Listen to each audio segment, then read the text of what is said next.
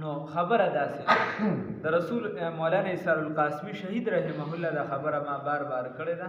یا هغه به دا مثال ورکړ چې ګوره په موټر وی باندې ګاډي رواني نو وروستو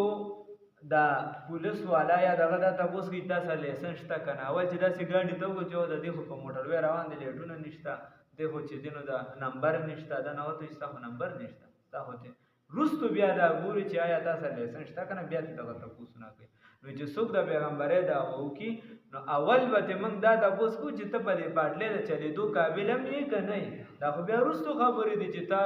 روړې سدي وسنه دي او بیا د رسول الله صلی الله علیه وسلم پیغمبري گنجائش سره ختم الله فرمای اقرا وللا بسم ربک فنم درب قل الذي هغ الله تعالی خلقا یا هغه رب خلقا چې پیدا کړی دي